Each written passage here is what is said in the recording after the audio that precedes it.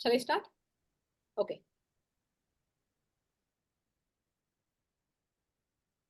Om.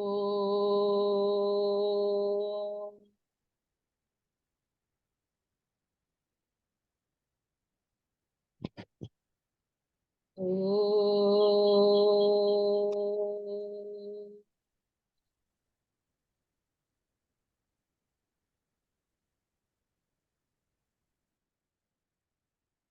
Om.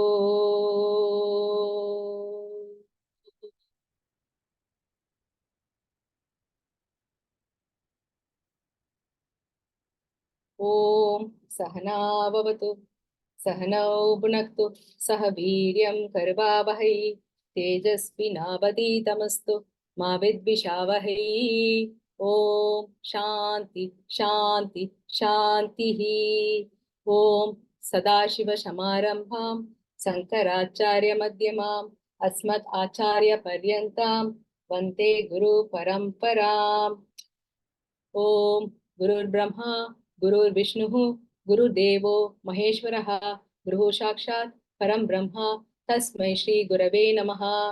ओम सरस्वती नमस्तुभ्यं वरदे कामरूपिणी विद्यारंभं करिष्यामि सिद्धिर्भवतु मे सदा।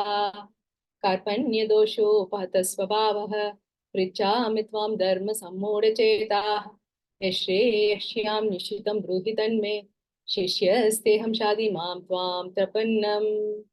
ॐ वाङ्मे मनसि प्रतिष्ठितां मनो मे वाचि प्रतिष्ठितम् आविर्मयेदि वेदस्य मा आनिस्तः श्रुतं मे मा प्रहासीः अनेन अधीतेन अहोरात्रान् सन्ततामि ऋतं वदिष्यामि सत्यं वदिष्यामि तन्मामवतु तद्वक्तारम् अवतु अवतु माम् अवतु वक्तारम् अवतु वक्तारम्।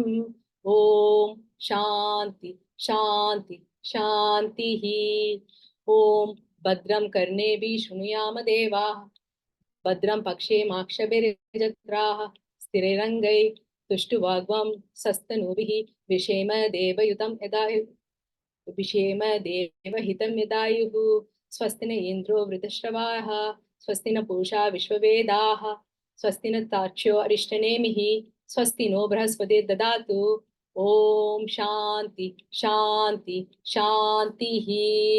ओम अहं रक्षस्य रेरिव कीर्तिप्रीस्तं गिरिरिव ऊर्ध्व पवित्रो वाजिनीव स्वमृतमस्मि द्रविणग्वं सवर्सचं सुमेत अमृतोक्षितः इति त्रिशङ्कोर्वेदानुवचनम्। ओम शांति शांति शांतिः।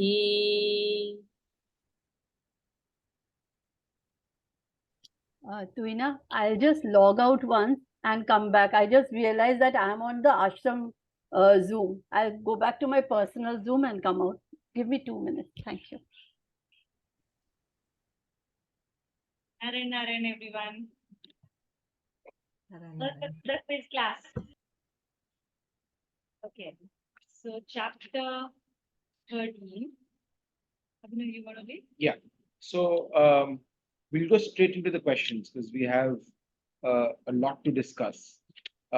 So Rituj, if you can open the chapter with the chanting of the first 5 shlokas, please. Start with Om Shri Paramatmane. ॐ अथ त्रयोदशोऽध्यायः परमात्मने नमः। अथ त्रयोदशे अध्यायः। ॐ पर्यात्मने नमः। ॐ श्री परमात्मने नमः। ॐ श्री परमात्मने नमः। अथ त्रयोदशोऽध्यायः। श्रीभगवानुवाच इदं शरीरं कौन्तेय क्षेत्रमित्यभिधीयते एतद्यो वेत्ति तं प्राहुः क्षेत्रज्ञ इति तद्विदः क्षेत्रज्ञं चापि मां विद्धि सर्वक्षेत्रेषु भारत क्षेत्रक्षेत्रज्ञया ज्ञयोर्ज्ञानं तज्ज्ञानं मतं मम तत्क्षेत्रं यच्च यादृक् च यद्विकारी यतश्च यत् तच्च यो यत्प्रभावश्च तत्समासेन मे शृणु ऋषिभिर्बहुधा गीतं छन्दोभिर्विविधैः पृथक् ब्रह्मसूत्रपदैश्चैव हेतुमद्भिर्विनिश्चितैः महाभूतान्यहङ्कारः बुद्धिर्व्यक्तमेव च इन्द्रियाणि दशैकञ्च पञ्चचेन्द्रिय गोचराः. Thank you, Rituj. Excellent chanting. Question for Kakoli. So it's a very easy question. What are the two distinct entities Krishna describes to Arjun in this shloka? Field and farmer. Field and farmer. Second Kshetra. question. So second question to you only. Who is described as the knower of the field? Kshetra, farmer, the farmer, the Kshetragya. Correct. Okay. Bhageshri. Yes. Okay. So question shloka number 3. Yeah. What does Krishna say about the knowledge of the Kshetra and Kshetragya?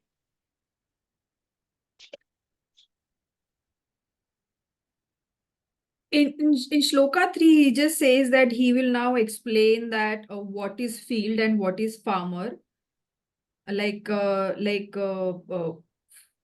From where does field come, and the self, that is the farmer, what it is, and then he explains that further in 5 and 6. Okay. Then from your understanding, can you elaborate? What does Krishna say about the knowledge of Kshetra and Kshetragya? So he says that Kshetra is like field, which is our body, consciousness, fear, anxiety, anger, and all those things. And farmer is the knower of the field, which is the self, that is the individualized self and the superior self. They are the same. So field are those things, and farmer is the self. Excellent.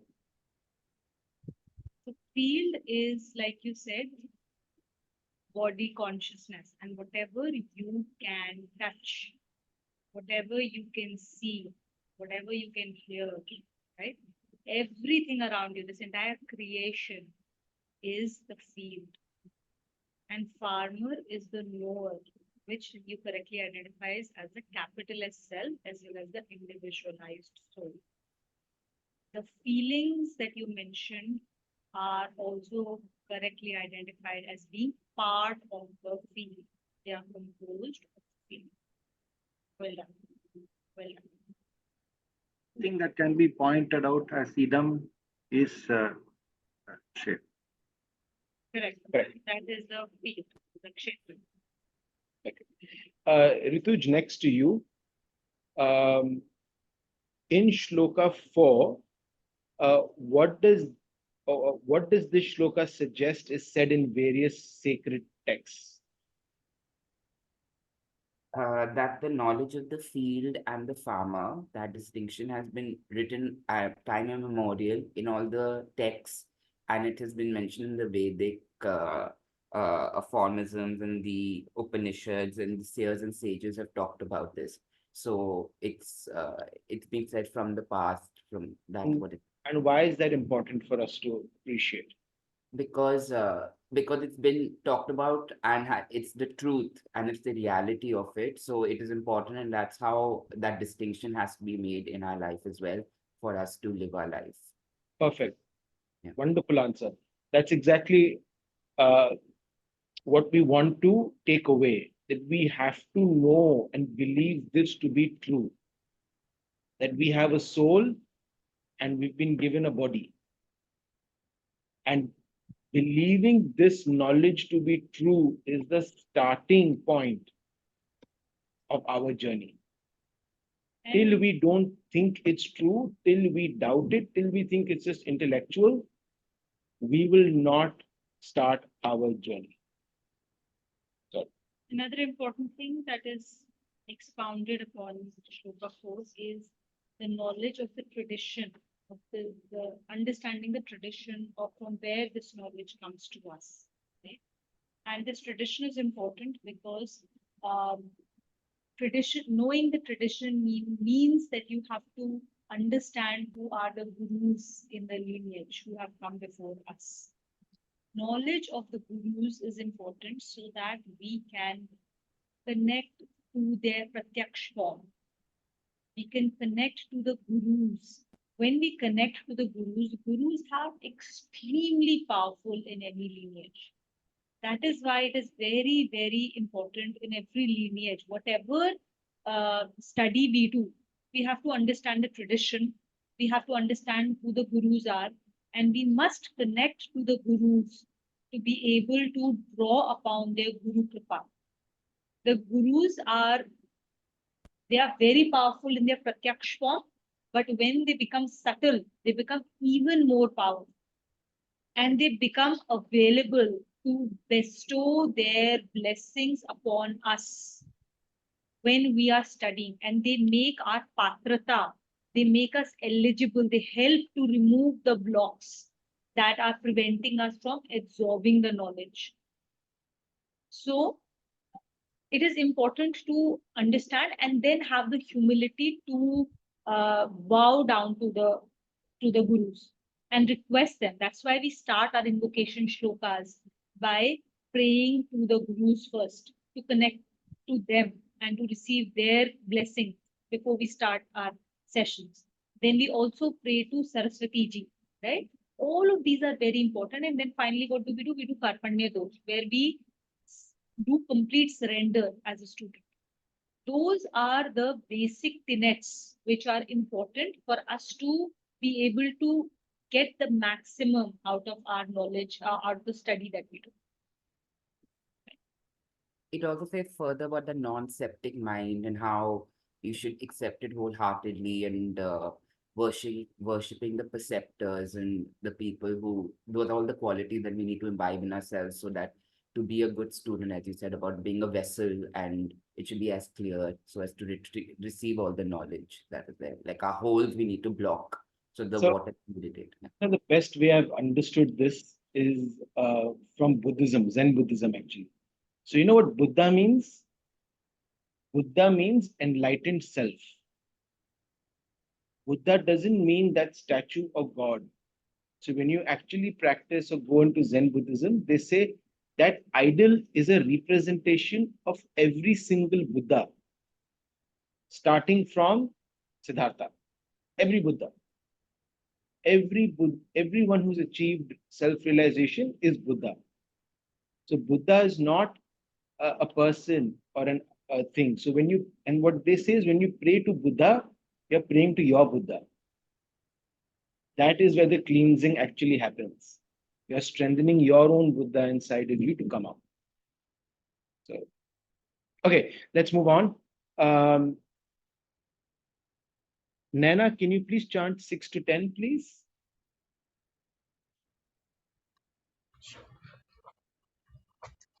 इच्छा द्वेषसुखं दुःखं सङ्गस्ताश्चेतना धृतिः एतत् क्षेत्रं समासेन सविकारम् उदारितम् अमानित्वम् अदम्भित्वम् अहिंसा क्षान्तिरार्जवम् आचार्योपासना शौचं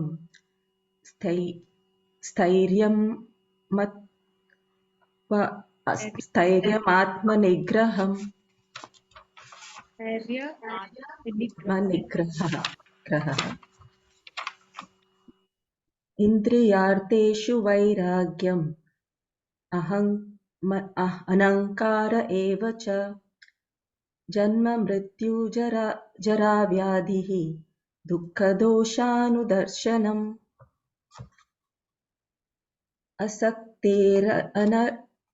असक्तेरनभिष्वङ्गः पुत्रधारा गृहादिषु नित्यं च समचित्तत्वम् इष्टानिष्टोपपत्तिषु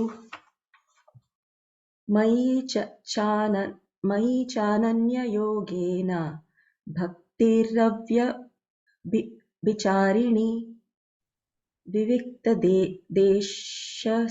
विविक्तदेशसेवित्वम् अरतिर्जनसंसदि. Thank you, Nana. Next question, Vijay. So the first question is very easy to you. What are the contents of the field, Vijay? The contents of the field is gross principle, ego, intellect, unmanifested primal nature, the senses, and the object of senses, desire, aversion, enjoyment, and suffering, aggregate awareness, and aptitude. Okay. Can you explain what does unmanifest primal nature mean? To Vijay, to you only. Yeah, three gunas are the unmanifest primal nature. Fantastic. Fantastic. Okay. Next question, Sanchita. Sanchita, I must first commend her that she forgot to fill in the poll, but she was so keen to, and so after I sent the reading list, she sends me a message 2 days ago that, can I please join the quiz? I know I did not sign up, but can I please join the quiz? I'm like, that's a model student. Thank you so much. I can see your sadhana is very important to you. My naman. And she also last minute took over Smita's chanting. So thank you so much, Sanchita. You were meant to join this class. So a question, what is the human body a manifestation of?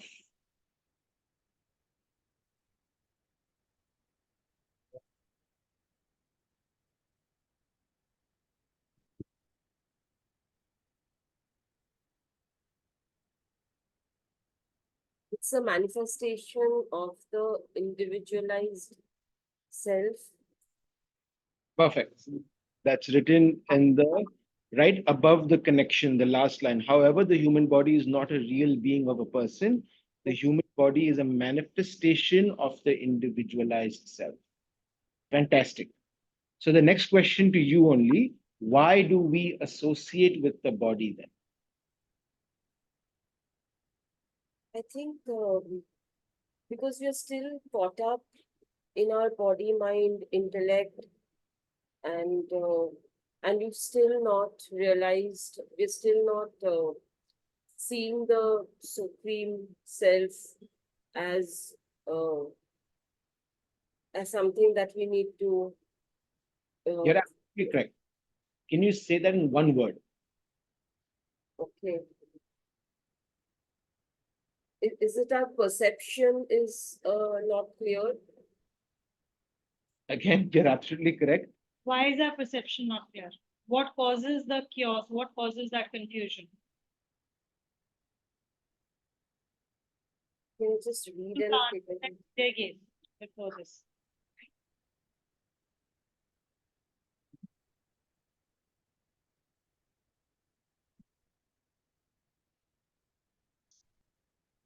Anybody else wants to help her? Yeah, perception without right means is causing the confusion. Like humility, non-injury, and so on will direct us to the self. Okay. Is it the Antakaran ki Shuddhi? You're all correct. Is it delusion? Delusion? Delusion. That's the word. That's the word I'm looking for. We are all deluded. Why are we deluded? What causes the delusion? What causes the delusion is one thing, but we're all deluded, which is why we do not associate ourselves with the capital S self, and we associate ourselves with the human body. Right? And that's why the next part of the What causes that delusion? And what causes that delusion? Kavita, you want to attempt? It is we accept and we believed that we are the body. So that belief, that acceptance and self created the limit was the delusion. Correct. But why do we accept that? Is because of Gunas. primal nature, the gunas. Exactly. The gunas create that confusion, which causes us to accept. It creates that confusion, the chaos, and we can't see clearly, and so then we accept that we are this body, mind, intellect complex, right? And that is why after this chapter, the very next chapter, in this chapter, we fully understand that there are two different distinct entities, field and the farmer. But because we are deluded, we don't understand that they are two different entities. And we think of them as one. And we imagine that the pratyaksh form, which is the body, mind, intellect complex, the gross form is us because of the delusion. And then we assume that identity, we assume all the limitations, the suffering, and everything else that comes with it. And then naturally, the question is what causes this confusion? It is the gunas. So then let's delve into those gunas and understand the real cause of that delusion, is why we then are focusing on that subject in chapter 14. Right? Awesome. Okay. So Kavita, the next question was to you, but I feel like you've already answered. So I'll move to the next person just to move faster. Okay. Next question to Nana. So we've just talked about delusion. We've just talked about why we're associated with the body and not the individualized self.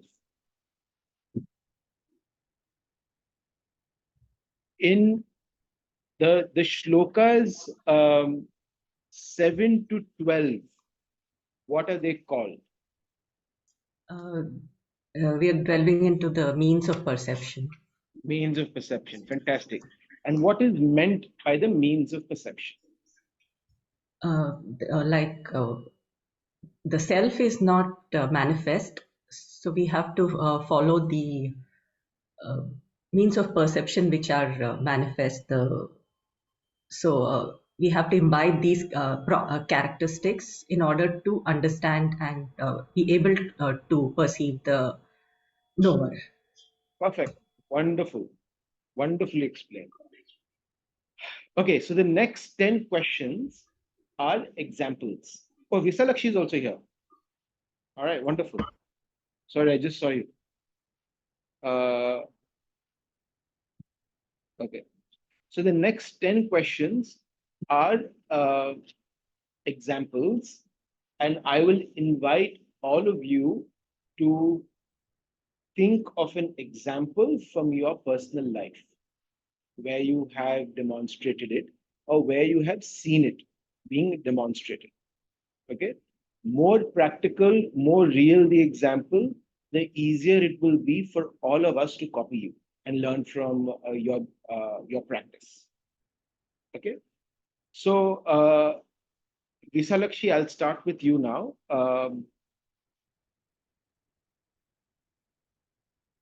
Can you give me an example of practicing humility, true humility as explained in the shloka?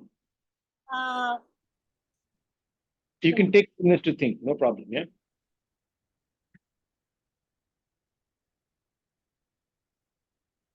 Forgiveness. No. Example for humility. Forgiveness is separate.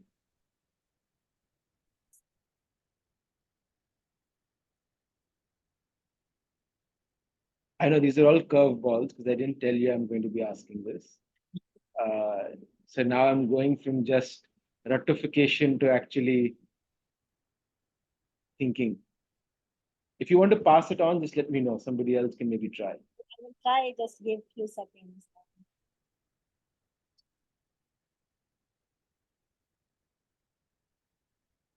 Yeah. Okay. Go ahead. I'll Okay. Somebody else want to volunteer, or should I ask the next person? Yeah. Can I go ahead? I think Kakuli raised a hand. So Maybe please. Humility is where I should be aware that I should not feel superior and do the word with utmost humbleness. So an example from a very recent thing which has happened. So 2 weeks back, I got a call from the scholarship. So a scholarship program in the ashram is a very coveted program, which is run with Swamiji's blessings. And I was part of the program in a small way. 2 weeks ago, I got a call from the program lead that the scholarship operations lead is stepping down and going to another seva, and they want me to helm it. So for once I felt like, oh, really? But then I immediately understood that I have to take this up with humbleness, and it is His grace who is giving me this opportunity. And I am conducting myself, and all these teachings are actually helping me so that it doesn't go to my head. So that is my example. Wonderful. That's a really good example. Thank you for sharing. The only thing, I think you described two elements of it, which were fantastic. One is not feeling superior or inferior to other people. And the second is knowing that everything comes from His grace. Everything is His blessing. There is a third element, which is the concept of seva bhav. So you've got this role. It's not about the title. It's not about the position. It's not about who gives it to you. It's not about access to power. It's about an opportunity for seva, lok sangraha. These three things combined ensure humility. Okay, but that was a good example, Kakul. So you were next anyway, so I'm going to skip you. Bhageshri, can you give me can you define what non-injury means? And please give me an example. Non-injury means where we should not cause injury to anyone, even by our thoughts, actions. And then so thoughts, if we example of non-injury is like, even in thought we shouldn't think of causing harm to someone, like let's say jealousy, that this person is doing something, then this should happen to him or this should not happen to her, whatever. So in thoughts also we shouldn't hurt anyone, and in actions also we shouldn't hurt anyone. So What speech? yeah, So- speech. So you've got the definition. Can you give me an example where you've practiced it? Non-injury example. I mean,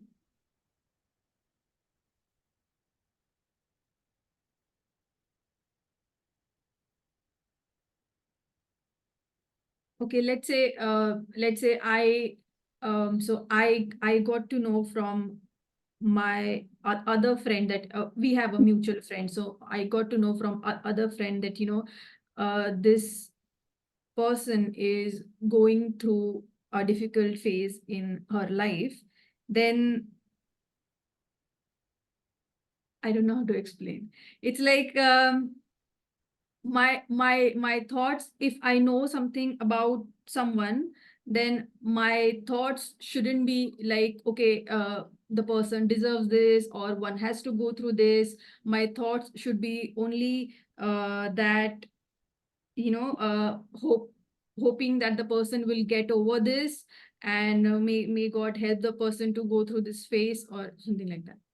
Okay. Yeah, I think you've got the concept right. Would anybody else like to share an example of non-injury Which they have practiced, which you've not practiced theoretical. or you've seen in practice? Please raise hands. Yeah, Vijay, go. I can show you one sample, which is Kavita right now. She doesn't like gossip. No gossip whatsoever comes near her. So she will step out. If anybody is talking in the back and so on, she won't be there, or she will step away. So that's a real-time example that I've seen. Example. Wonderful example. Very practical. Gossip is a form of causing injury to other people That's absolutely true. And very relevant to all of us. Yeah. Thank you for sharing. Phenomenal. Excellent. Okay, so next is Rituj. Um, how does one practice forgiveness? Forgiveness is that when someone has done anything harmful to me, or I perceive it that they've done something harmful to me, and I'm in a position to get back to them, or and in that position, I choose not to do it, and I forgive them completely, and also in situations where I forgive myself as well, because there's a prayer which was given to me by my chachi, that when say it every time in the morning, that you have to not only forgive others, but also you have to seek forgiveness for the things that you've done, because whatever happens and whatever you face in life is something if you're doing, so it's all within you. So forgiveness not only of others where you're in a position to get back at them, so in that you choose not to, that's true forgiveness, and also forgiving yourself. Okay. Yeah, I think you've got the concept right. Can you actually, how do you forgive? How do you actually forgive?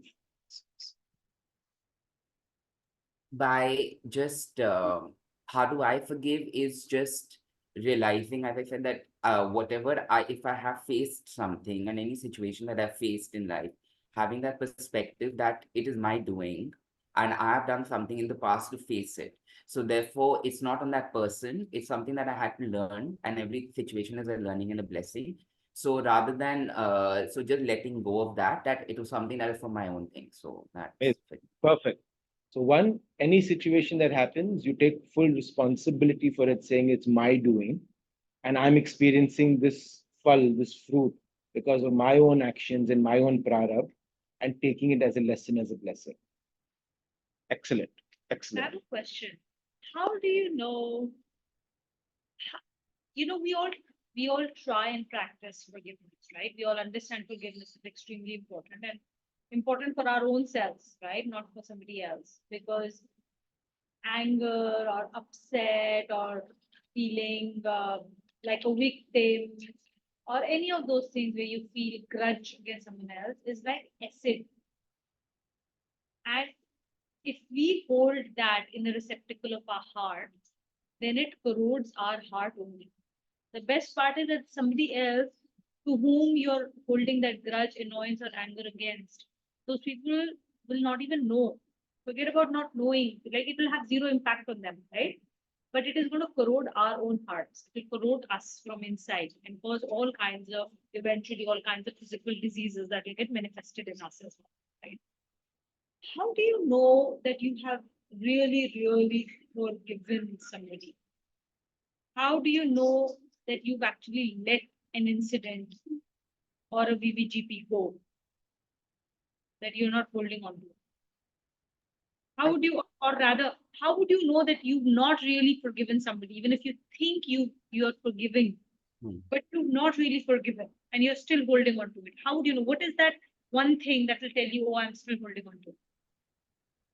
Maybe if that feeling is coming back again of at my thought level, and it's still there, or I'm getting triggered again by maybe someone else, then means I haven't let go of it. Like with me also, in my past there has been instances where things that happened to me in my childhood or something I faced, but if I see a similar thing happening again, then with someone else coming into my life and I react in it, or it makes some thought in that thing, that means I haven't let go of it. So because it is triggering me. So that way is, have I truly forgiven the person then? I might have let go of it and not reacted at that time. But internally it has affected me. So I think in that case, truly letting go so that it doesn't affect me and it doesn't trigger me, and that would be true forgiveness, because it's not in your control. Like as in the situation, your VVGP is not in your control, but what is within you, that is in your control. So I think that might answer what you said. Fantastic. And it's important to know. See, this is why I'm spending a little bit more time on this, is because this is a very, very crucial thing for our self-development, for all of us. The most important thing for us to practice. is forgiveness. And forgiveness, as you will realize, once you really start asking yourself this question, have I truly forgiven somebody or something? There are two things you will realize. One, that forgiveness literally, given where we are and how tightly we hold on to body consciousness, never happens in one. Never. Okay. If it's something that is like, I mean, yes, you can forgive a lot of things, like when there are small things, you can let go quickly. But there are deeper things, bigger things. Even if you think that you really let it go, you've actually never truly let it go. Because it will come back again and again in weaker and weaker and weaker forms. But it will come back again and again. It's important for you to recognize, oh, I still haven't let it go. And then again do a letting go exercise, consciously letting it go, consciously telling yourself how useless it is for you to hold on to it, and you must complete with yourself and with that person, right? And slowly, it's like a dark stain. A small stain will go off in one wash, but a darker stain will take time. You wash it once, you wash it second time, you wash it third time, it will keep getting weaker and weaker and weaker, and then it will go. So know that sometimes some bigger things will take time to get over, and it's okay. But every time it will come up, you must clean it again. Feel it. And another thing is that whenever you find that you have not forgiven someone else, you must ask yourself where in that situation you're blaming yourself and where you have not forgiven yourself. Because truly, forgiveness is for your own self. In that situation, in that person where you are, when you feel like you're blaming some other BBGP, you're truly at the core of it is that you're blaming yourself somewhere for having found yourself in that situation, for not dealing with that situation or that person more effectively. You're blaming yourself somewhere. And because you are unable to we all are unable to look at ourselves as the person to blame, we project it to something else, to someone else. So you have to ask yourself, if after constant, like after 2-3 times, you're still unable to forgive, it still is coming up, then somewhere deeply you have to ask yourself, where is it that I have not forgiven myself? What role did I play to give myself that situation, to experience that thing?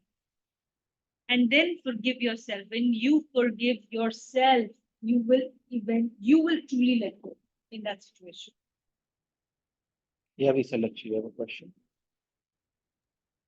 So forgive and forgot, like forgiveness, it's a lesson we can understand. It's comes through the lesson, so we can forgive ourselves and forgive others also. But how we can forgot is very difficult than forgive, right? Forgot means completely you have to forgot that situation. So how we can, like, is it interrelated, forgive and forgot, or?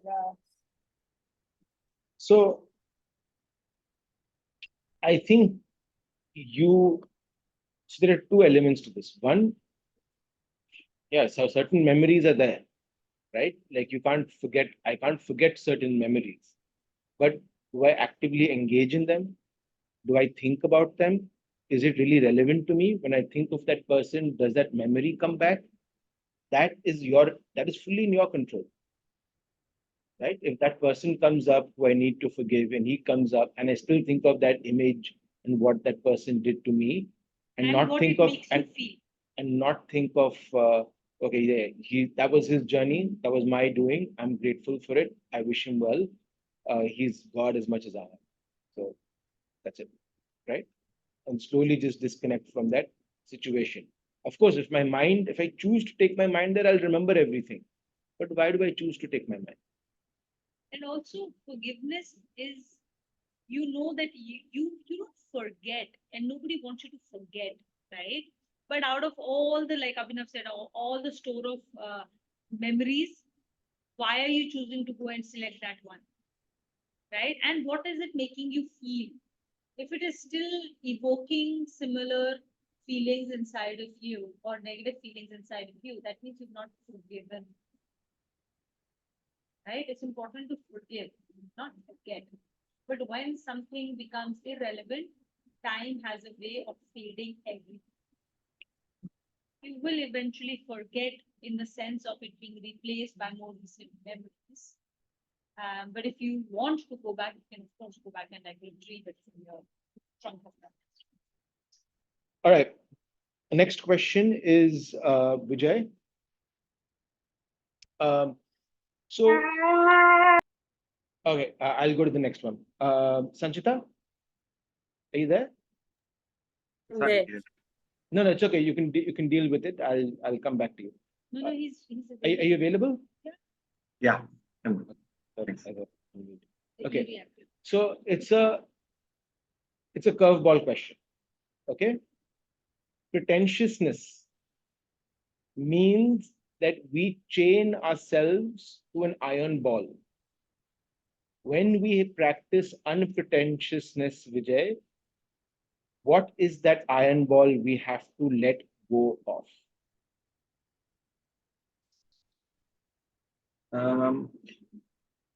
Ego. Is that ego? I mean, so I think the Ego is correct, but I'm looking for something specifically under it. Ego in general is correct as a broad word, but something specifically related to ego. You will What is find it. that ego is You will looking find it in for? the first line and the last line, second last line. What is it that ego is looking for and craves for that you have to give it? Inside student. And please don't click the vowels.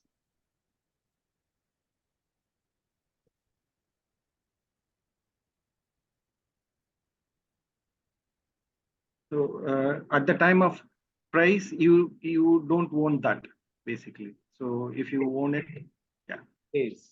price. That's exactly it. Every time we feel happy because of a praise or we do something for adulation, we are not practicing unpretentiousness. We are pretending. Praise to our ego is like honey to a bee. We cannot stop. Yeah? Okay. Next question, Sanchita. Sorry, there's one more thing, right? So it says that coveting of praise, especially for qualities that we don't really possess, but we assume or we show as if we possess them, right? Now, then the question is, oh, but there can be praise for something that I really am good at, right? I'm good at cooking and I made something really good and somebody, said amazing things about it. And that's not pretentiousness, right? Point is that you may have certain skill sets, but those skill sets, as with everything else in this world, comes with its own expiry date and comes with its own limitedness, right? At some point of time, once we start accepting that praise for what we think we deserve, for what we think we have done correctly, and the skills that we actually possess, at some point of time, we become so addicted to that praise that and people's expectations for the performance against that skill keeps going higher and higher. Eventually, you will reach a limit of your skill set, but you are by that time so you're so addicted to that praise that at some stage you will start to pretend like you have a higher skill set, higher grade of that skill set than you really possess. Can be related to your singing, dancing, knowledge of a certain subject. It can be related to performance of some activity, project management, all kinds of things, right? So being addicted to praise is eventually will get you into that zone of pretentiousness and you wouldn't even know. So it is best to issue praise from the very beginning and say Shri Krishna Arpanamastu. Okay, Sanchita, right? How does one give me an example, definition and example of how does one worship the perceptor?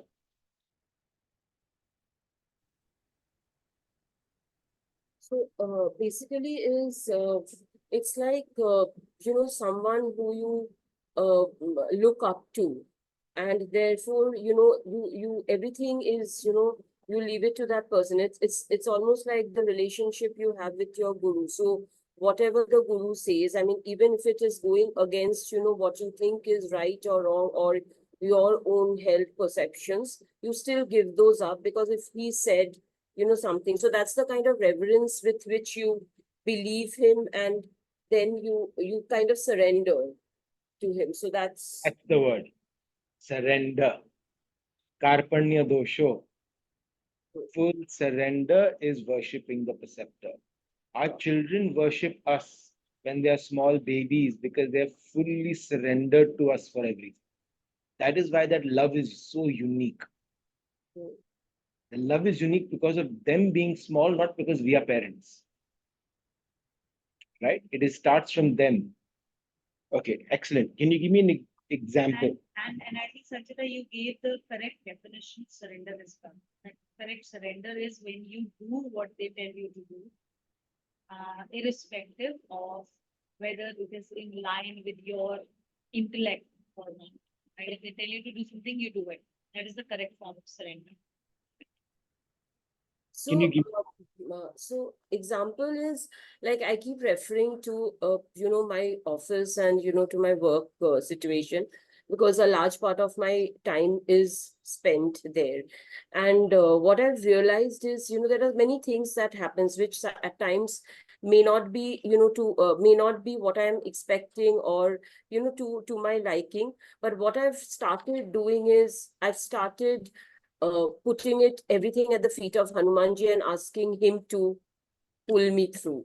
So what in the process, what has happened, I think at times, yes, nothing, everything every day doesn't go, the way I want things to do. There are meltdowns that happens, and all of those things happen. But I've learned to move away and not get bothered so much, because I've started realizing that, they really don't mean anything to me. I just need to do my job and keep moving. So that dissociation from people and situations, and then leaving it everything on him to pull me through, is what I've started doing. Perfect. Perfect. A shorter way to remember this for all of us is offer the results to Bhagwanji. That's what he said. Offer everything to the feet of Hanuman, whether it's a case, whether you like or don't like, whatever it is, just keep offering. So you're surrendering all the results to him, so nothing attaches to yourself. So let's move a little faster. So I won't ask definitions, but I will just ask for examples. Kavita, can you give me an example for a personal example of rectitude?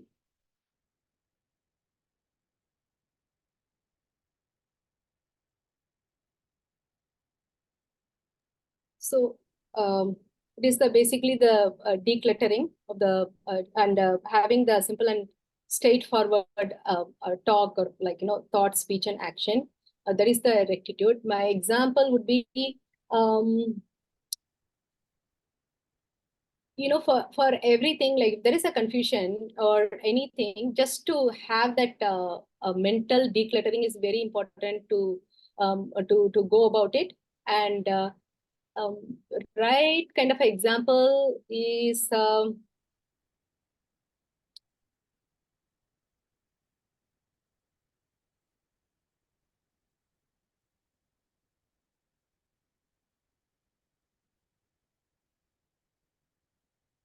it is the forwardness, right? Like, if we are crooked and telling something in a different way, it is like, it confuses the other person, it confuses us also more. It is always best to be straightforward and say the thing what we need to say. So I think, personal example, I had to really. No, Kavita, it's not just straightforwardness. Straightforwardness comes because of decluttering. Decluttering of physical life. Decluttering Right. of mental and emotional life, right? So straightforwardness is possible only when you have a decluttered emotional life, right? So can you give an example of decluttering of physical or mental life? Yeah, decluttering, that is what, I think yoga is about that. how we practice our pranayama or meditation is working towards the mind to declutter the mind. And also the physical exercises opens up the body and make the prana move in the body and the mind, which removes all the blockages. I think that is the way of like, when we do that, and it shows in the attitude also. That's a good example. But like you say that when somebody comes into yoga, that is definitely decluttering of our energies, right? Through the prana and the life's vital forces. But if I come into your session, you help me declutter my life like that. Like, you make my body move, you make my energies move, right? I go back into my home. Will that cleansing stay with me unless I make some changes in my physical, emotional life that cause those blockages in the first place? No, we have to keep the, we have to change ourselves actually, because like, for example, I remember now, visiting the pilgrimage, I can say it is an example. Because visiting the pilgrimage, the main thing, we went to last year to Tapovana and Gangotri and all. When we are going there, we feel in a certain way, certain kind of a calmness, peace, we feel and experience because we are stepping out of the comfort zone, do certain things and connect with the God. So that kind of a feeling, the main point of visiting the pilgrimage is to bring that feeling back into the life and also to continue with that. So that is the real decluttering. Otherwise, it's like, I just partly declutter over there, but I'm not bringing or imbibing that quality in me. Correct.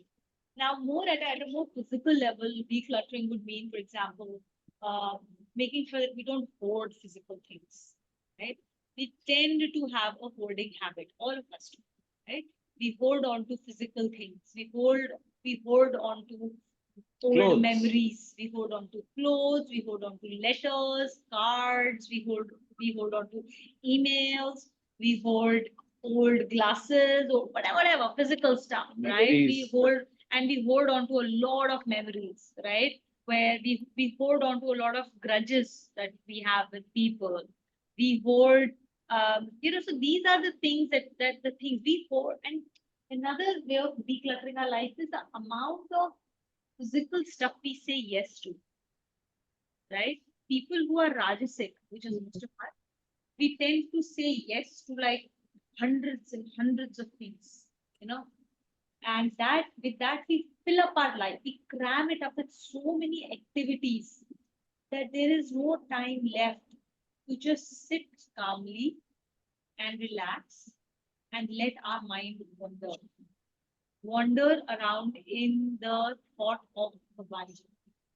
If continuously my day is filled chock-a-block with one activity after the other, and I'm continuously running after the clock on an everyday basis, then basically that is where I've cluttered my life up. 80-20 principle will tell me that 80% of my activities are useless. And 20% of the activities actually provide 80% of what I need in my life. Right? So decluttering our physical life, let go of material stuff that we don't need, which we don't, right? Like lots of stuff we hold on to. Let go of memories, let go of events or things to do. So many, like I'll sign up for class A, class B, class C. I want to learn violin. I want to learn yoga. I want to learn chanting. I want to attend 5 sadhana groups. I want to even in sattvic activities, I can make them rajasic by simply cluttering up my life without a sense of where is it leading me, right? So, everything. When you start thinking about rectitude, you can apply it to every aspect of your life. Right? Even sattvic activities can clutter up our life and make it rajasic. Yeah, and that's the ego talking, ego getting us into that phase, so that we don't have time to actually look what ego is actually doing. That's also ego's way of keeping us entwined with the ego. Okay? So that's rectitude is extremely important to create space for Ram to Right. actually enter our life. Space to think, space to feel, space to actually do Swadhyaya. Next question, Naina. What is purity, and can you give me an example from your life? Examples are tough, yes. I know. I told you guys कि ये theory exam है और मैं practicals ले रहा हूँ. True. But Geeta is all about practicals. क्या करें? No अब यहाँ worries. से Take your सब practice करेंगे. Okay, so it's okay. Take your time. Think of an example. If you cannot, please open it to the class. Somebody else can take over. It is all about us being able to become aware of our own work that we do. Sometimes a lot of us do practice, we just are not conscious about it. This is a chance for us to become aware.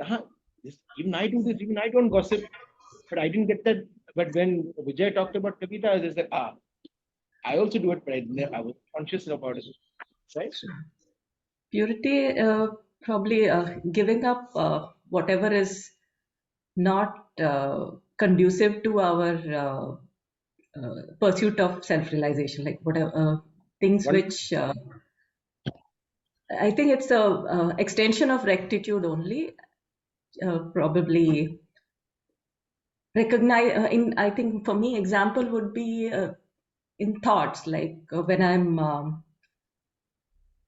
I have started noticing the thoughts which are probably maybe vain or even anything. Suppose, like you said, praise. When I feel happy when somebody praises me, but then I realize, okay, I was not. This is not the purpose of my act or whatever. I mean, I should not be attached to the praise. I've started recognizing it, but still I enjoy the praise. So it's going to take time to let go, probably. Yeah. So just the thoughts.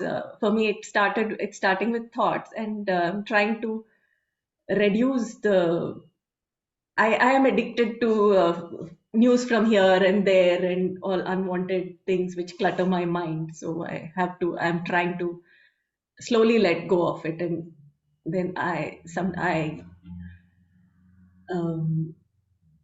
realize after a point, okay, no, this is not serving my purpose. Just let go of it and try to keep my mind pure. And I think I can sense the difference in my state of mind when I'm probably involved or even listening to satsangs or any other even bhajans, whatever. The state of mind is the day I start with that, much better rather than the cluttered news items. So that would be my starting off with mental purity.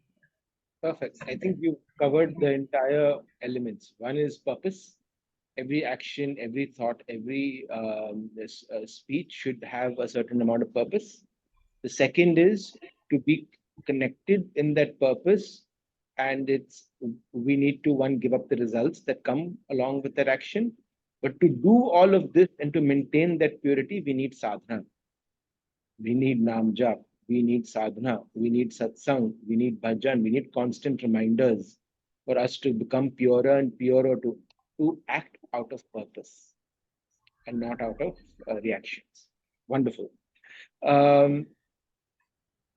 Visalakshi, can you give an example for steadiness? Steadiness, whenever I get fear, always first before Gita and after Gita, I can relate to that. If I have the fear, I couldn't able to do anything. Now, whenever I have the fear, I surrender to the God, and then I can get the steadiness. For example, my husband, he started traveling a lot, but his flight was delayed actually last couple of months back. And then he said it was 3 hours delayed, but he reached here 6 hours later. I don't know his number, anything. I have the fear, anything. It's not like that time after 3 hours, the delayed flight, but it's not landing. So many things is going on backside, but I surrendered to the God, and then immediately I got that steadiness in my mind. Okay, I surrender whatever it's going to be happen in the positive way. So, and then within 15 minutes, 20 minutes, he called. So I can feel that. Amazing example. Perfect example. Amazing example. Every time we don't give into our fear, anger, our irritation, it's us practicing steadiness. Amazing example. Okay. Kakoli, can you give me an example of self-control? Of Control. self-control. When for me, because I have a sweet tooth and I've always indulged in having sweets, like especially Indian sweets. So I'm not a very chocolate person. So I have now started, now I can't give that up, but I know I have to control it. So what I've done, I've started having dates instead of an Indian sweet after dinner. So though I want it, my mind still wants it, but I have started controlling that. So that's an example for me of self-control. Not what Tuvina was saying, to really declutter on the material aspect of my life. Yeah, so that's it. And to be a little more simple, to have a little more simple living. Yeah. Very nice. Great example. One we all can relate to. We all can do with more dates. Okay. By the way, a quick disclaimer, it's 11:31. We will 100% not finish this chapter in this class, so we'll probably go on for 2 classes. But I hope we're understanding or appreciating the sharing here and the practical element that comes out, right? So that it seeps in slightly deeper. Okay. Next question, Bhageshri. This is also the means of perception. This is the key of the chapter. Bhageshri, Yeah. what is the purpose of ego? Ego is like it's like delusion. It tells us that it's about us, it's about body, it's about our like what we are feeling in the body, like anger or body consciousness is ego. So yes, so that's the way it operates. But what is the purpose? Why was it made? Why is ego made? What is the purpose of ego? Basically, this also created by Bhagwanji, right?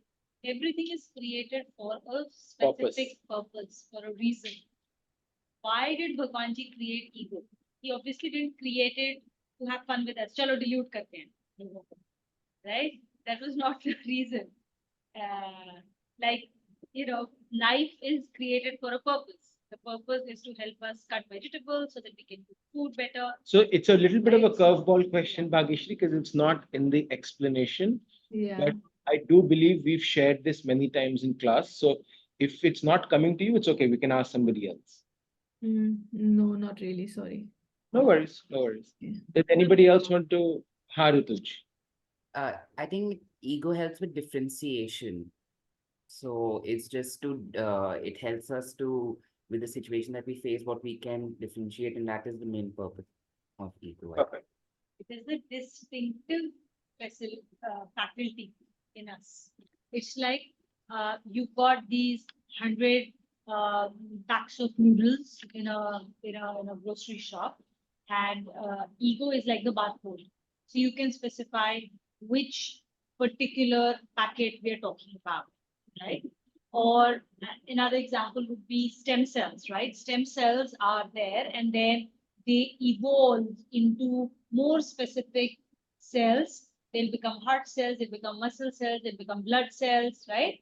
They'll become epithelial cells. So all these different forms, distinctive forms, the stem cells will take so that they can do a very specific type of function within the society.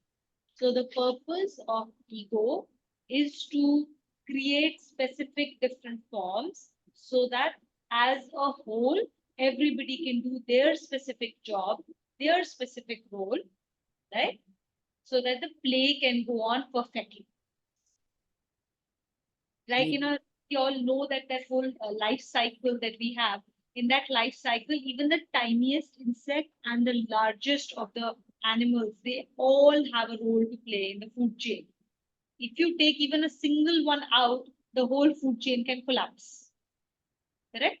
So like that, ego is a way to distinguish and to create very specific roles so that they can play that little part to create a beautiful whole.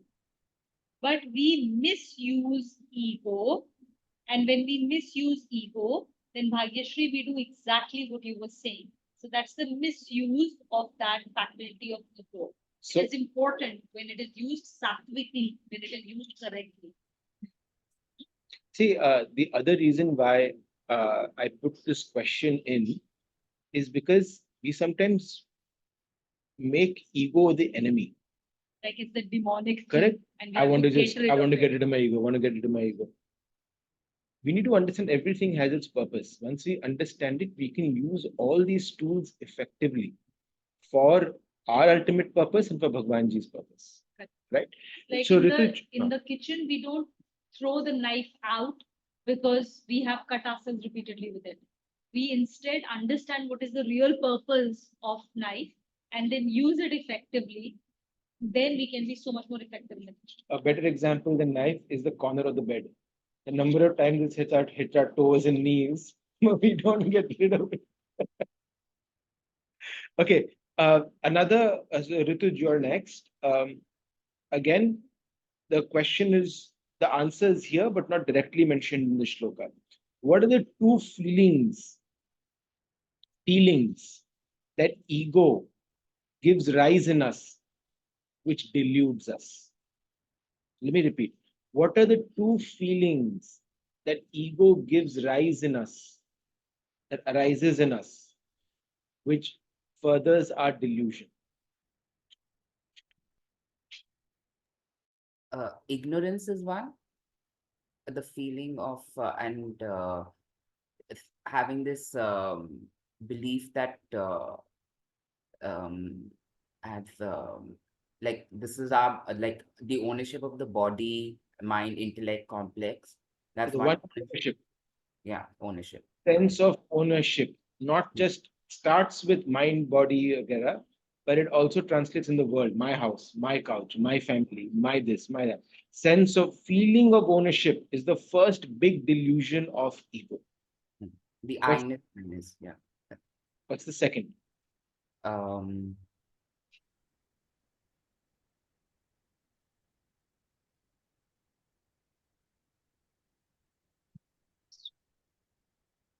Again, it's a tricky question, but it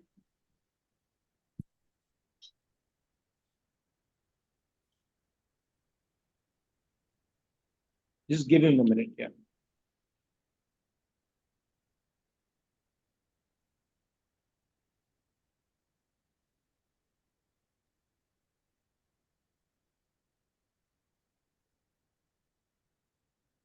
not ignorance, no, like as in just being that how it's the ego about The ignorance comes from the identification, right? The ownership and the identification. hmm. That's When where you have ignorance. this feeling of ownership, right? Then what is the next associated thing with it? Vijay wants to try. Okay, maybe Vijay, you Vijay. wanna try? Self-realization. And Mamta, Huh? Ahamta and Mamta are the two. Ahamta, mamta. Ahamta I and know. mam- that Self- one ownership that Rituj referred to. Is it self-importance and happiness?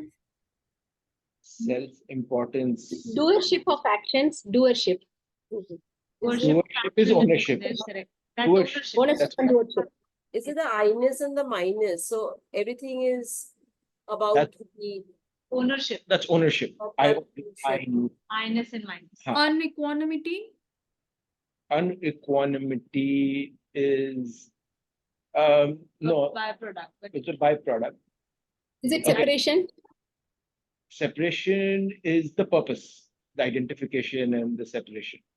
The answer I was looking for, and it's mentioned here, right?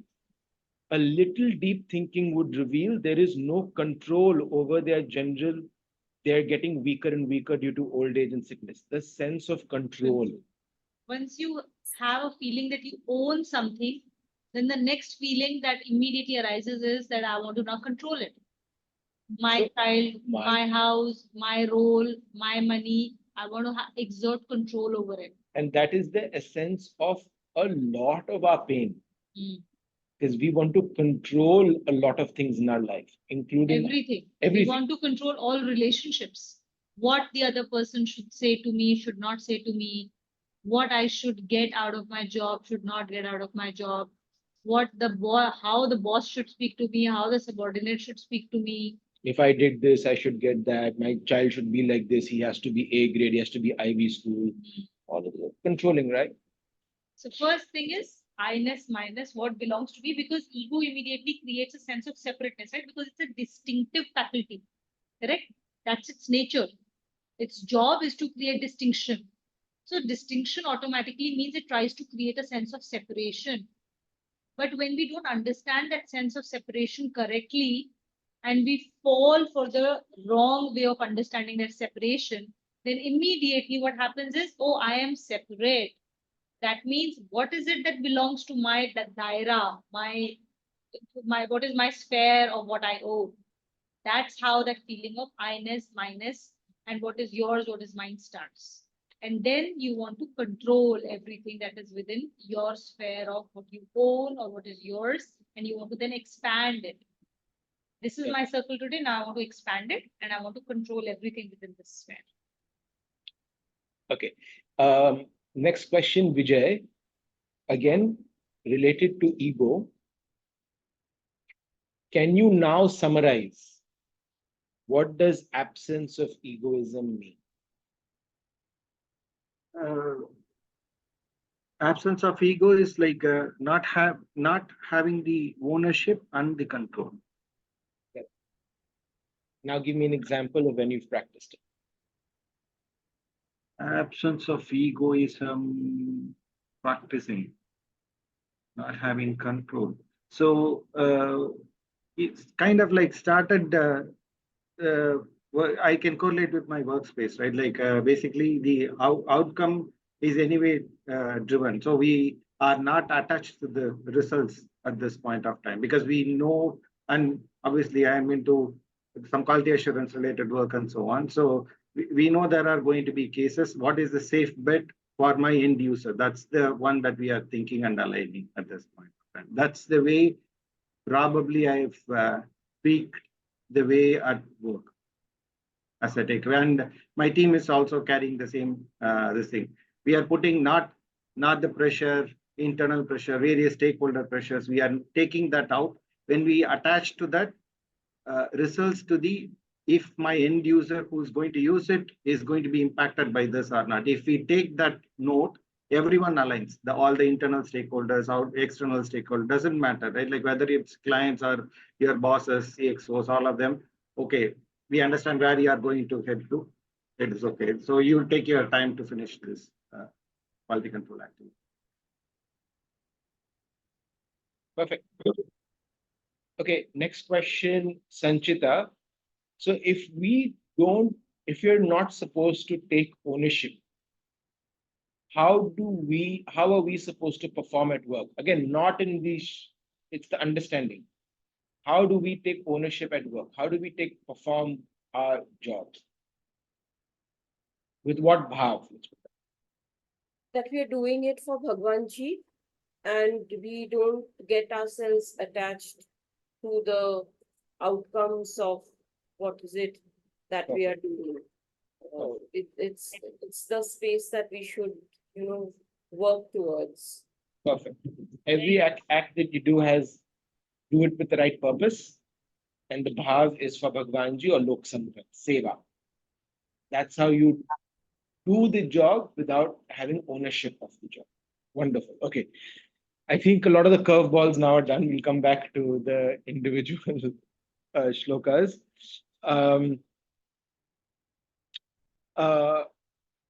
Kavita, can you give me an example of indifference to sense objects?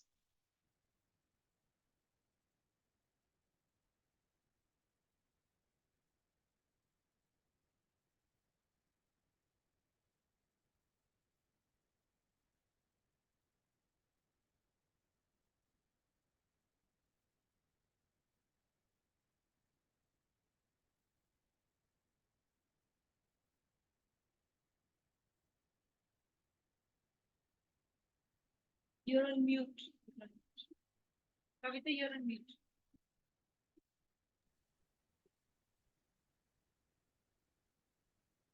Senses, when we are using for the pleasure, it's going to lead us for to unhappiness. So we have to have the sense control of the senses. So and also we have to see what all our five senses consume basically, so that we consume the right kind of a things, and then it needs to go more inward. So for example is so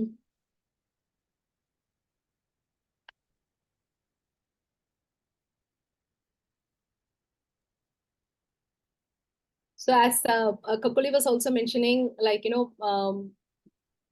we had to put that control of the senses, basically what we are watching, what we are hearing. And my personal example was I used to hear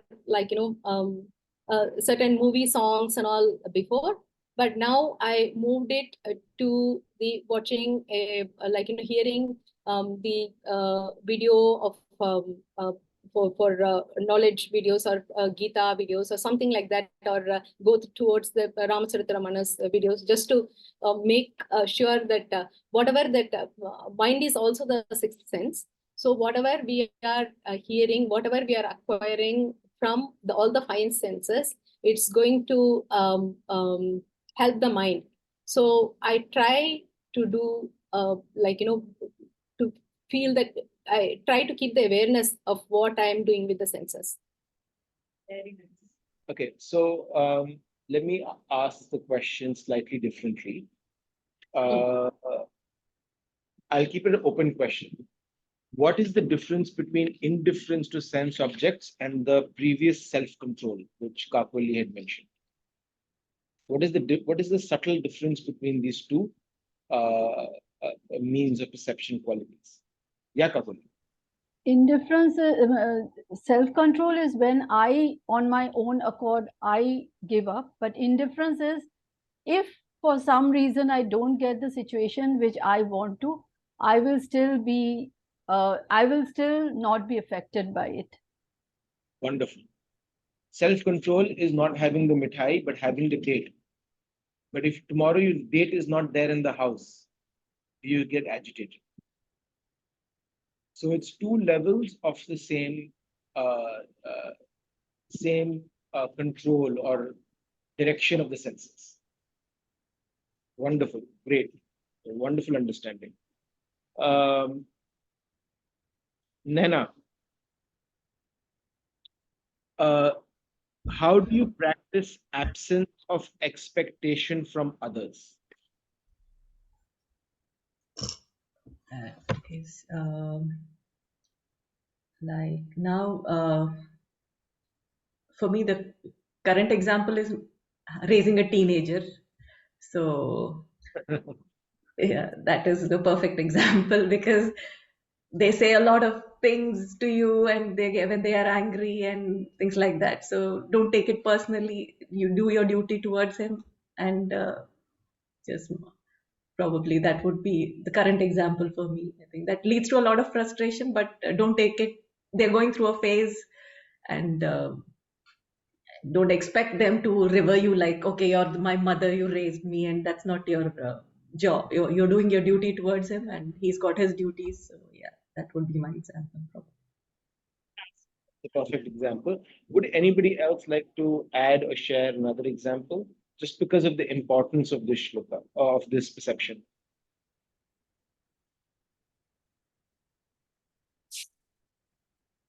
Yeah, Visalakshi. So like again, I'm coming to the kids only. Like example, my son last week had a class and then I booked the taxi. But he forgot something. He's searching. I booked the taxi was here, and then he searched something. He forgot. He has to take to the class, but he forgot. And then I told him you have to like do this one before 10 to 15 minutes before I book the taxi, right? I just telling him, and then he shouted like anything. Okay, I keep quiet that time, and then when he come back after the class, I said, like you did something in the morning, right? Have you realized? Oh, he said I did something. You keep carrying on that incident until now afternoon. Like I started realizing, no, I don't like. What my thought is like he has to realize that. So he has to 10 minutes before the taxi was here. Why you just don't repeat this thing. But he said this incident was happening in the morning. You are carrying until the afternoon, and then I started realize yes, but my thought is like he has to realize and he should not do the again and again the same thing. My thought is though I have to tell him, it's on mind until he comes back. He said it's a yeah, I can understand, but he said I finished that. Okay, I don't do it again, but it happens in the morning. So you are carrying until afternoon 3 o'clock. It's 8 o'clock and then 3 o'clock until it's in my mind. So I realized that. So that is Have a lot of our kids. Maybe teach them instead. So in this same situation, right, I will offer you a different way of approaching, because we don't need to teach our kids. They have their own soul, they have their own journey. Bhagwanji will teach them through VVGP. We sometimes feel we have to teach them everything. No, and after a certain age, they don't want to learn from us. They want to learn from the world. They want moral support from us so that they have a cushion. So this wanting to teach is a slight comes from ego, right? That ownership and control. The same situation though, that doesn't mean you let it fly. Gita will not say you passively keep listening to it. But if it's on your mind when he came back from class, imagine if you sat down and practiced forgiveness. I forgive you and I forgive myself. I don't want to hold on to it. I know you were stressed and I know it was last minute.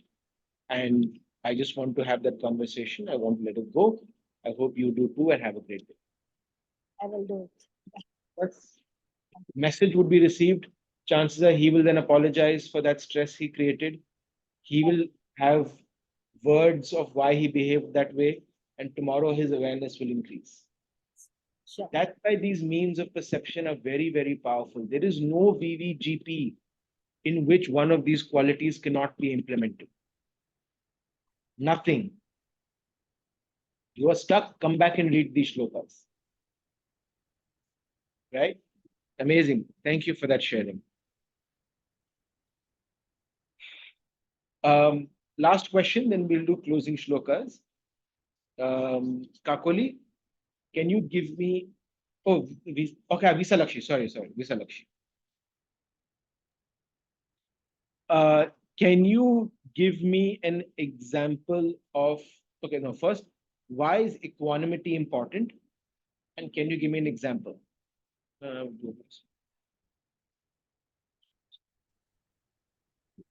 Okay, I think Tuvina Singh, you already gave an example of equanimity. You come back to Kakoli with this question. Okay. We'll come back to Kakoli with the poem.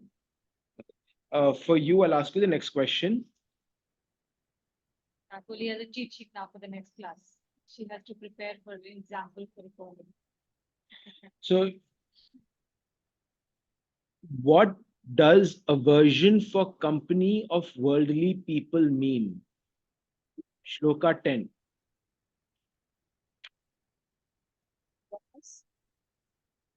Aversion for the company of worldly people. Means of perception, right? It's been mentioned as means of perception. Aversion for the company of worldly people. What does it mean practically? What it means? Veena, we can't hear you. You're coming very faint. Okay. So there's a means of perception that has been enumerated in Shloka 10.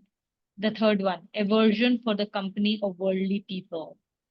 What does it mean for you and me in a practical way on a daily basis? What does it mean?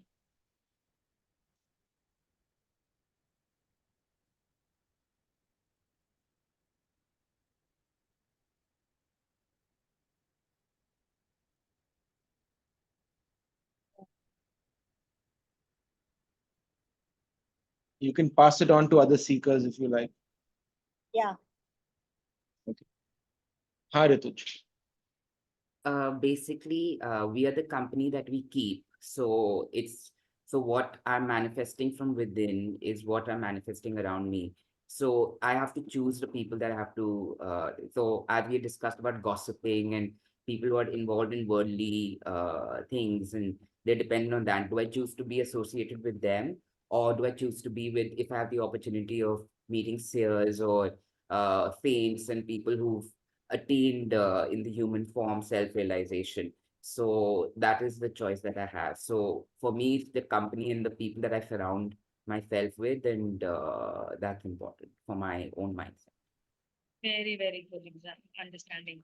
Now, what does it mean that the only people I will work with or I will talk to have to be the people who are there in Gita Satsang, or those are enlightened people? Then what happens to those people around me who are like a lot of them? Like I don't have all the people around me who are Gita seekers. Then what happens to them? How do I deal with it? Those people who are necessary for me to do my duty in life, who have to come in contact with, be it work or be it my own life in the thing. So I have to be in contact with. Doesn't mean that I just completely do away with the worlds. And it's about me, what I choose. So if they are gossiping or if they are talking about things, I have to just be indifferent towards it and just let it go. Like in the sense that I don't let it affect my mind, and I don't have to let it, because in that chaos, if I'm staying in it, it's like the boat and in the water. Like, do you let the water come into the boat to sink you in, or you just keep the water for you keep sailing? So it's how you declutter and how you deal with that. So it doesn't mean that you just completely take sannyas and go up to the hills. We have to be we're karmi yogs and we are the doers. So we have to, you accept that this is the body, but you have to deal with the people the way, your choice.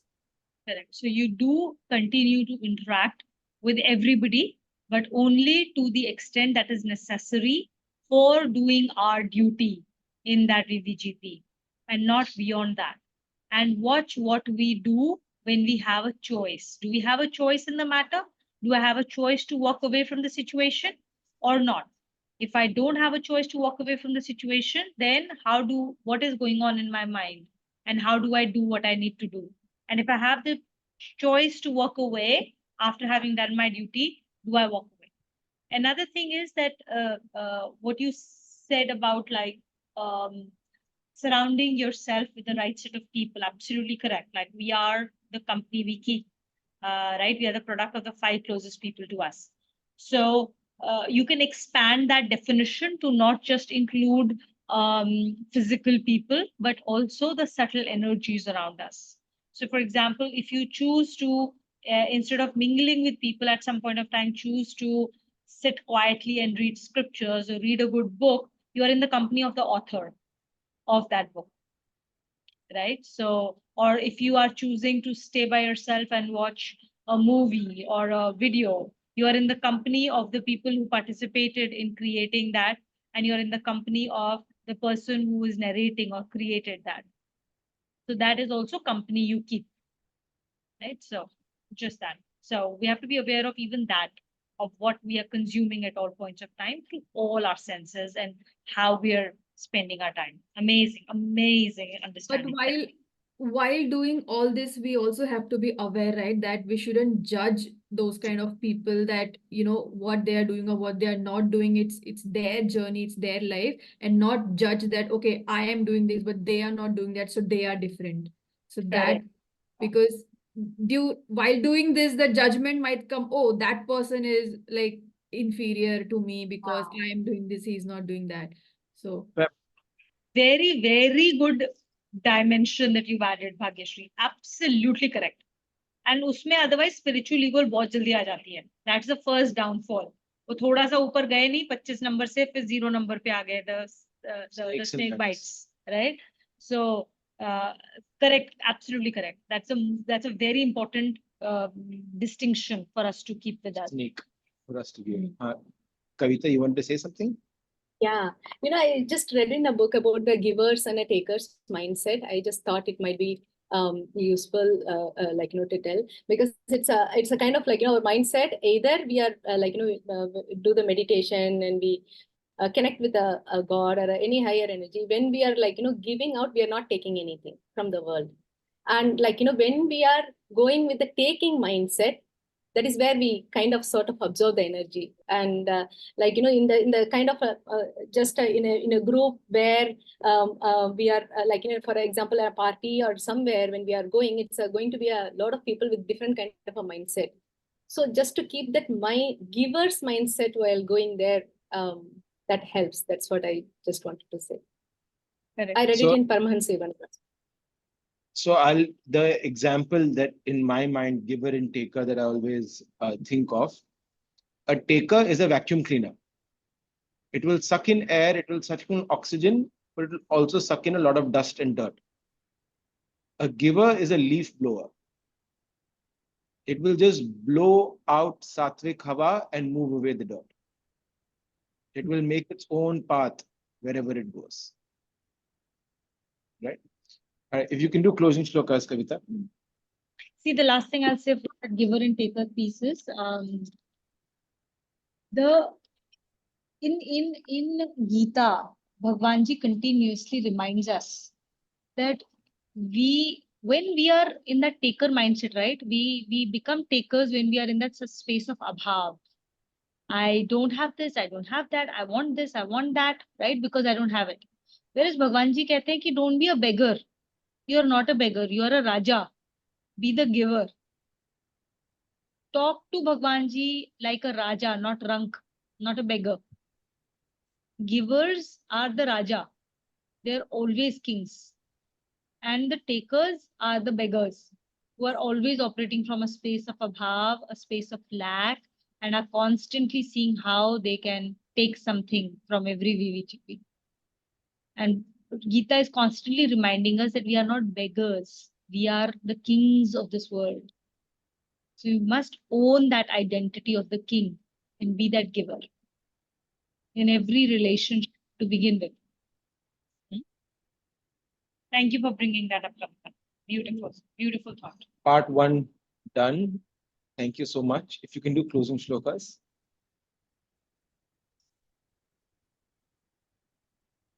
ॐ सर्वेषां स्वस्तिर्भवतु, सर्वेषां शान्तिर्भवतु, सर्वेषां पूर्णं भवतु, सर्वेषां मङ्गलं भवतु. ॐ शान्ति शान्ति शान्तिः. ॐ सर्वे भवन्तु सुखिनः, सर्वे सन्तु निरामयाः, सर्वे भद्राणि पश्यन्तु, मा कच्छेत् दुःखभाग् भवेत्. ॐ शान्ति शान्ति शान्तिः. ॐ असतो मा सद्गमय, तमसो मा ज्योतिर्गमय, मृत्योर्मार् अमृतं गमय.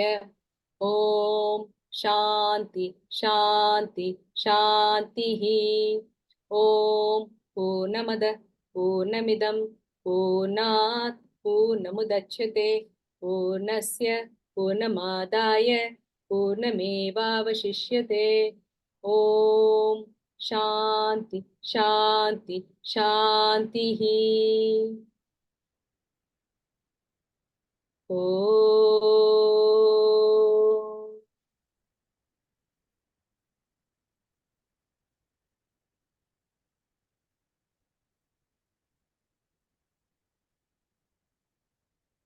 ॐ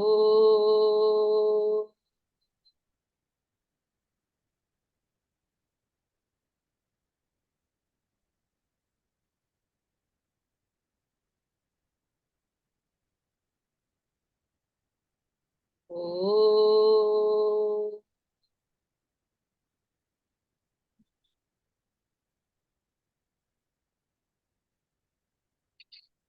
Narayan, Narayan, everyone. Actually, wait a minute. Did we? Yeah, Yeah, we did. Okay. Okay. Last thing that I wanted to say was this last shloka, right? The closing shloka, Purnamada Purnamidam. That is the embodiment of that Raja and Rank story, right? Where it says that we are whole and complete. Even if you take complete out of complete, what remains is complete. So that is the kind of space that is the kind of mindset that we have to remember that Bhagwanji has given us. We are that kind of a king, right?